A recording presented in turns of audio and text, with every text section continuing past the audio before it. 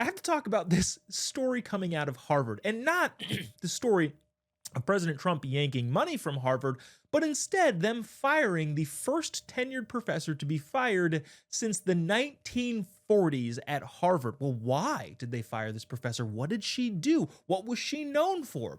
Well, she was known for conducting studies on dishonesty, and she was fired for manipulating those studies and being dishonest about them. You can't make it up. The irony is just too rich. The professor, Francesca Gino, was a renowned behavioral scientist and professor at the Harvard Business School, known for doing studies on how humans act and whether or not their honesty was believable or their dishonesty wasn't believable. And turns out she was manipulating the numbers and therefore being dishonest herself. One of the bigger studies that she was found to manipulate and put in fraudulent data was whether or not people would be honest on forms they were filling out if they had to sign an honesty pledge on that form. In other words, if you're filling out your DMV paperwork, at the end of it, you have to say, I so-and-so state that all the above things are true, and then you sign it. She said, well, what if people sign at the beginning saying, nothing I say going forward will be dishonest? And I guess, well, she didn't get the results that she wanted, so she dishonestly manipulated those results and resulted in, well, a dishonest study about honesty, which again, the irony is all too rich. Unfortunately, too, this wasn't even found out by the university itself. It was actually found out by some bloggers online. A group called Data Colada, it's a fun play on the term pina colada, for those of you who didn't know, actually found out that, hey, a bunch of these studies from 2012 to 2020 or whatever the years were real. The data doesn't really add up or make sense.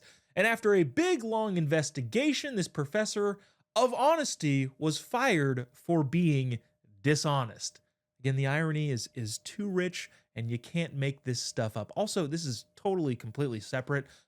It is believed that this person made about $1 million a year, so there's also that. I didn't know tenured professors at Harvard made between $200,000 and $300,000, and then on top of that, they've got other stuff going on outside of that, but holy cow, thank goodness. One, this professor is getting fired. Two, the Trump administration is yanking funding from schools like Harvard.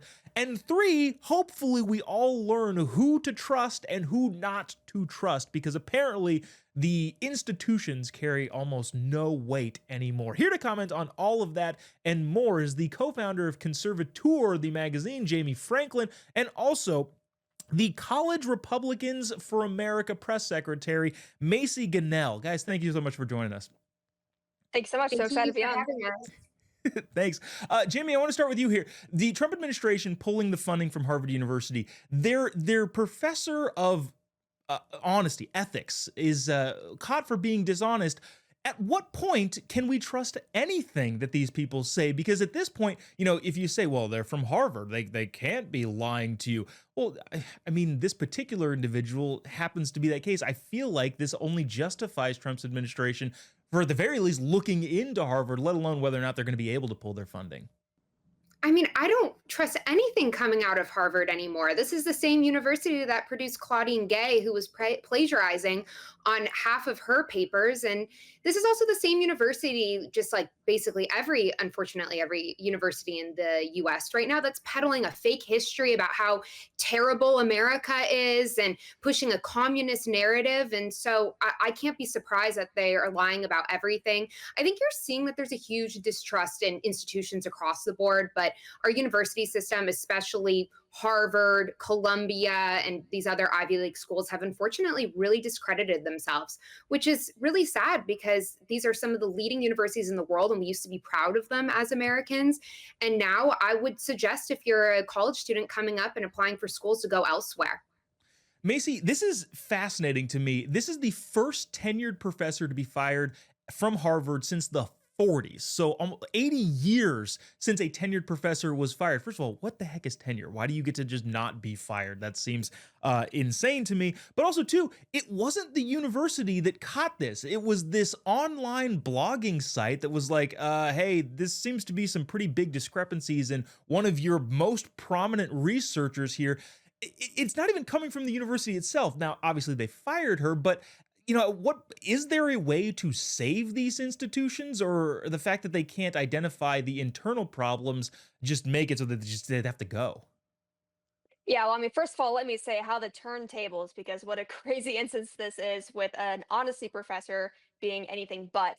The memes write themselves these days. Our jobs as conservatives exposing these people has never been easier. I think now the issue within these educational institutions, I myself can speak to this because I'm currently a college student. These institutions are infested with liberals, so I think it comes down to all of us. It comes to us conservatives to really just step up and start taking these roles in these educational institutions. Because if we don't, then we're going to keep having these instances occur. And that's something, as a college student myself, I'm embarrassed to right now be affiliated with anything remotely close to this because I'm at a very liberal institution. So it's up to us conservatives to step up and take the reins, and we'll see how that happens over the next few generations. Yeah, some of those awesome conservative universities, Hillsdale, Liberty College. It would be great to see those institutions kind of carry the mantle of like, hey, you can trust us. Like we're gonna do things that are trustworthy and do right by the American people.